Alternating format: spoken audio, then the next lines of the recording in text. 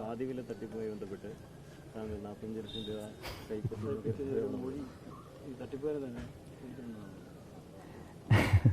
അതായത് കഴിഞ്ഞ കുറച്ച് ദിവസങ്ങളായി ഇങ്ങനെ ഒരു കാര്യം ഇങ്ങനെ അന്തരീക്ഷത്തിൽ പറഞ്ഞുകൊണ്ടിരിക്കുകയാണ്. ഏതായാലും ഞാൻ ഒരു കാര്യത്തിൽ ക്ലാരിറ്റി വരുത്തി പറയാം. ഒരു പാവപ്പെട്ട കുടുംബത്തെ സഹായിക്കാൻ വീട് നിർമ്മിച്ച് നൽകാൻ അതിനാവശ്യമായിട്ടുള്ള സഹായം നൽകണം എന്ന് ഈ വ്യക്തിയോട് ആവശ്യപ്പെട്ടതല്ലാതെ മറ്റൊന്നും ഞാൻ ചെയ്തിട്ടില്ല. ഞാനിത് പറയുന്നത് ക്രിസ്റ്റൽ ക്ലിയറാണ്. പിന്നെ ഈ ബാക്കി വരുന്ന കാര്യങ്ങളെ സംബന്ധിച്ച്, അതായത് ഇപ്പം ഞാനൊരു ജനപ്രതിനിധിയാണല്ലോ, ഉത്തരവാദിത്വത്തോടു കൂടി തന്നെ പ്രതികരിക്കണം. അക്കാര്യത്തിൽ എനിക്ക് യാതൊരു വ്യക്തതക്കുറവും ഉണ്ടാകാൻ പാടില്ല. അതുകൊണ്ട് തന്നെ താങ്കളിവിടെ ചൂണ്ടിക്കാണിച്ചതുപോലെ ആക്ഷേപം ഉണ്ടായ സമയം മുതൽ ഞാനിത് അന്വേഷിച്ചുകൊണ്ടിരിക്കുകയാണ്, ഇതെന്താണ് ഇവിടെ സംഭവിക്കുന്നത് എന്നുള്ളത്. അപ്പോൾ എൻ്റെ സ്റ്റാഫ് വഴി എന്തൊക്കെയോ സംഭവിച്ചെന്നോ ഇനി അതല്ലെങ്കിൽ മറ്റു തരത്തിൽ എന്തൊക്കെയോ പറ്റിയെന്നൊക്കെയാണല്ലോ പറയുന്നത്. അപ്പോൾ ഇതെല്ലാം ഞാൻ കൃത്യത വരുത്തി, തെരഞ്ഞെടുപ്പ് കാലമായിരുന്നു എന്നൊക്കെ പറയുന്നു. ഏതായാലും ഞാൻ ആ കാര്യങ്ങളെ സംബന്ധിച്ചെല്ലാം ഒരു വ്യക്തത വരുത്തുന്നതിന് വേണ്ടി കൃത്യമായി എൻ്റെ അക്കൗണ്ട്സ്, അതോടൊപ്പം തന്നെ സ്റ്റാഫ് അംഗങ്ങളുടെ അക്കൗണ്ട്സ്, ഇതെല്ലാം ഞാൻ പരിശോധിച്ചിട്ടുണ്ട്. അപ്പോൾ അതിനകത്ത് 100% എനിക്ക് വ്യക്തതയുണ്ട്. അപ്പോൾ ഞാനോ എൻ്റെ സ്റ്റാഫോ ഏതെങ്കിലും തരത്തിൽ ഈ പറയപ്പെടുന്ന വ്യക്തിയുമായി മറ്റ് തരത്തിലുള്ള ഒരു ഇടപാട് നടത്തിയിട്ടില്ല. എൻ്റെ വ്യക്തിപരമായ ഒരു കാര്യത്തിന് വേണ്ടിയോ ഇനി അതല്ലെങ്കിൽ എൻ്റെ സ്റ്റാഫിലുള്ള ആരെങ്കിലും എന്തെങ്കിലും കാര്യത്തിന് വേണ്ടി, ഞാൻ പറഞ്ഞല്ലോ, ഒരു പാവപ്പെട്ട കുടുംബത്തെ സഹായിക്കാൻ, അക്കാര്യത്തിൽ ഞാൻ ഉറപ്പിച്ച് ഞാൻ പറയുന്നു, ഒരു കുടുംബത്തെ സഹായിക്കും. പ്രത്യേകിച്ച് ഇപ്പോൾ അദ്ദേഹം ഒരു NGO കോൺഫെഡറേഷൻ്റെ ഒക്കെ ഞാൻ അദ്ദേഹത്തിൻ്റെ 2 പരിപാടിയിൽ പങ്കെടുത്തിട്ടുമുണ്ട്. ഇതൊന്നും മറച്ചു വയ്ക്കാൻ പറ്റുന്ന കാര്യമല്ലല്ലോ. അപ്പോൾ ഈ ഒരു NGO കോൺഫെഡറേഷൻ എന്നൊക്കെ പറഞ്ഞുകൊണ്ട് സാധാരണക്കാരെ സഹായിക്കുന്ന പരിപാടികളെന്നൊക്കെ പറഞ്ഞപ്പോൾ സ്വാഭാവികമായും ഒരു പാവപ്പെട്ട കുടുംബത്തെ സഹായിക്കാനുള്ള വീടിനാവശ്യമായിട്ടുള്ള തുക നൽകാൻ വേണ്ടിയിട്ടുള്ള അഭ്യർത്ഥന ഞാൻ നടത്തിയിട്ടുണ്ട്. അത് അയാൾ സ്വീകരിച്ചിട്ടുണ്ട്. അതിനുമായി ബന്ധപ്പെട്ടിട്ടുള്ള ആളുകൾക്ക് അക്കൗണ്ടിലൂടെയും അല്ലാതെയുമായിട്ട് ഞാൻ തുകയും പറയാം, 7 ലക്ഷം രൂപയും കൊടുത്തിട്ടുണ്ട്. അത് ഞാൻ പിന്നീട് മനസ്സിലാക്കി. ഞാൻ ആവശ്യപ്പെട്ടത് അതനുസരിച്ച് അത് കൊടുത്തിട്ടുണ്ട്. അപ്പോൾ സ്വാഭാവികമായും അത് സംബന്ധിച്ച് എനിക്ക് യാതൊരു സങ്കോചവുമില്ല, ഞാനത് പറയുന്നു. അതല്ലാതെ ഇപ്പോൾ ഈ നടന്നുകൊണ്ടിരിക്കുന്ന ഇതുമായി ബന്ധപ്പെട്ട് ഏതെങ്കിലും തരത്തിലുള്ള ആളുകളെ രക്ഷപ്പെടുത്താൻ വേണ്ടി ജനപ്രതിനിധി എന്നുള്ള നിലയിൽ എൻ്റെ പേര് ഇതിനകത്തേക്ക് വലിച്ചിഴയ്ക്കുന്ന ആ ഒരു രീതി, അതൊന്നും ഒരിക്കലും ഒരു ശരിയായ ഒരു കാര്യമായിട്ടല്ല. തീർച്ചയായിട്ടും. അപ്പം ഞാനത് ഒരു കാര്യം കൂടി ഞാൻ വ്യക്തമാക്കാം. അതായത് ജനപ്രതിനിധി എന്നുള്ള നിലയിൽ എൻ്റെ അടുക്കൽ സഹായത്തിന് വരുന്ന ഒരാളെയും ഞാൻ ഡിനൈ ചെയ്യാറില്ല.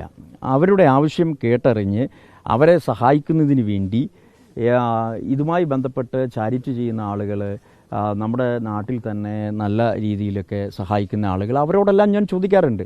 അപ്പോൾ അങ്ങനെ ചോദിച്ചതിൻ്റെ ഭാഗമായി, പലരോടും ചോദിച്ചതിൻ്റെ ഭാഗമായിട്ട് തന്നെയാണ് ഈ പറയപ്പെടുന്ന വ്യക്തിയുമായി ഞാൻ ചോദിച്ചിട്ടുള്ളത്. അതല്ലാതെ എനിക്ക് ഈ കാര്യത്തിൽ യാതൊരു തരത്തിലുമുള്ള ഒരു ക്ലിയറൻസിൻ്റെ പ്രശ്നമില്ല.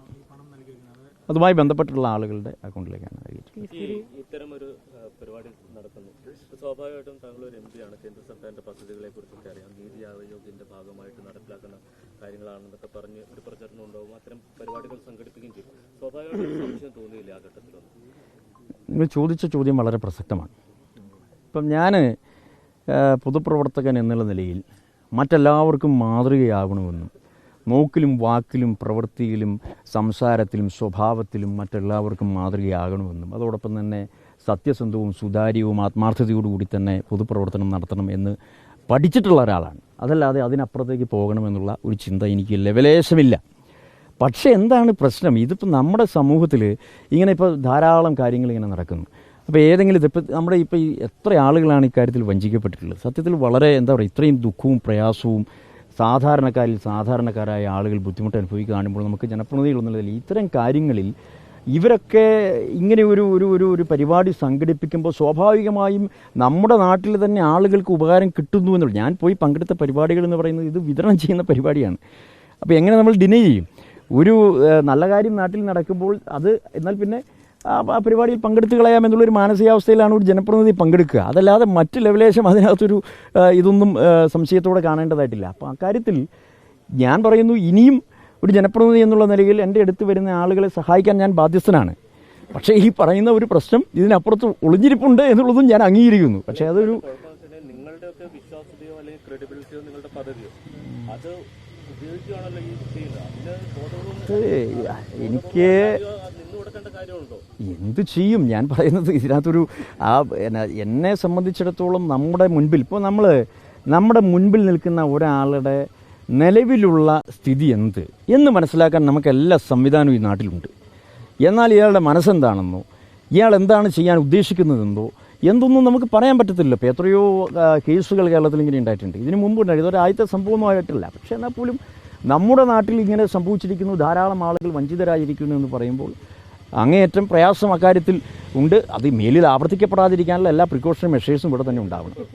മൂവാറ്റുപുഴയിലെ പരാതിക്കാർ പറയുന്നു അവർ ഈ അനന്തകൃഷ്ണനെ പരിചയപ്പെട്ടത് താങ്കളുടെ പരിപാടിയിൽ വെച്ചിട്ടാണ് എന്ന് പറയുന്നത്. എൻ്റെ പരിപാടി പ്രമീള എന്ന് പറയുന്ന കൗൺസിലർ ഉണ്ട്, അവർ പറയുന്നത് ഈ അനന്തകൃഷ്ണനെ അവർ പരിചയപ്പെടുന്നത് താങ്കളുടെ പരിപാടിയിൽ വെച്ചിട്ടാണെന്നാണ്. എനിക്ക് അറിഞ്ഞുകൂടാ അതിനെക്കുറിച്ച്. എനിക്കെന്ത് പരിപാടി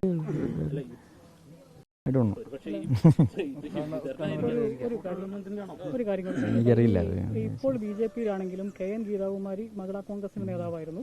ഈ മഹിളാ കോൺഗ്രസ് നേതാവായിരുന്ന സമയത്താണ് ഈ 25 ലക്ഷം രൂപ അനന്തകൃഷ്ണൻ തട്ടിച്ചതെന്നും കോൺഗ്രസ് നേതാക്കന്മാരോടക്കം താൻ ഇതിനകത്ത് പരാതി പറഞ്ഞെന്നും അതിനകത്ത് നടപടി ഉണ്ടാകാത്തത് കൊണ്ടാണ് താൻ BJP-യിലേക്ക് പോയതെന്നുമാണ് ഗീതാകുമാരി പറയുന്നത്. അപ്പോൾ അതിനെക്കുറിച്ച് അറിയില്ല കേട്ടോ. ഞാനത് അറിയാത്ത കാര്യത്തെക്കുറിച്ച് എങ്ങനെ പറയാം, എനിക്കറിയില്ല. കോൺഗ്രസ് നേതാക്കന്മാരോടെല്ലാം പരാതി പറഞ്ഞിരുന്നു എന്നാണ് ഗീതാകുമാരി പറഞ്ഞത്. അതുകൊണ്ടാണ് BJP-യിലേക്ക് പോയതെന്നാണ് എൻ്റെ ശ്രദ്ധയിൽ വന്നിട്ടില്ല, എനിക്കറിയില്ല. പാർലമെന്റ് തെരഞ്ഞെടുപ്പുമായിട്ട് ബന്ധപ്പെട്ട് ഏതെങ്കിലും നിയോജകമണ്ഡലം കമ്മിറ്റികൾക്ക് ഫണ്ട് കൊടുത്തിട്ടുണ്ടോ? ഞാൻ പറഞ്ഞില്ലേ സന്ദീപ്, ഞാൻ പറയാനുള്ളതെല്ലാം പറഞ്ഞു കഴിഞ്ഞു ഈ കാര്യത്തിൽ. ഇനി ഞാൻ ചോദിക്കുന്നത്, ഇനിയിപ്പം എന്ത് തരത്തിൽ ആരോട് വേണമെങ്കിലും ഞാൻ മറുപടി പറയാൻ തയ്യാറാണ്. പക്ഷേ ഞാൻ പറയാനുള്ള കാര്യത്തിൽ അതങ്ങനെ തന്നെ നിൽക്കുന്നു.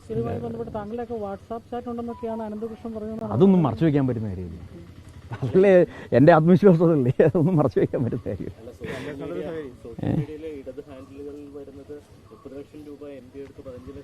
അല്ല, അതാണ് അതിനകത്ത് മാധ്യമങ്ങളോട് എനിക്കൊരല്പം പ്രതിഷേധമുണ്ട്. കാരണം മാധ്യമങ്ങൾ ഈ കാര്യത്തിൽ സത്യസന്ധമായ നിലപാട് സ്വീകരിക്കേണ്ടതാണ്. അപ്പോൾ എത്രത്തോളം അത് ചെയ്തിട്ടുണ്ട് എന്നുള്ളത് അത് മാധ്യമങ്ങൾ പരിശോധിക്കുക എന്ന് മാത്രമേ ഞാൻ പറയുന്നുള്ളൂ. കാരണം അത് നമ്മളൊരു ജനപ്രതിനിധി എന്നുള്ള നിലയിൽ ആ കാര്യത്തിൽ സത്യസന്ധമായ നിലപാട് സ്വീകരിച്ചിട്ടുണ്ട്. ഇനി അതല്ല, മാധ്യമങ്ങളെ സംബന്ധിച്ചിടത്തോളം കൃത്യമായി ഇത് പരിശോധിക്കാം. പക്ഷെ പരിശോധിക്കുന്നതിൽ വീഴ്ച വന്നിട്ടുണ്ടോ എന്നുള്ളത് മാധ്യമങ്ങൾ പരിശോധിക്കുക. അത്രേ ഞാൻ പറഞ്ഞു. ഇല്ലില്ലല്ലേ. ഓക്കെ.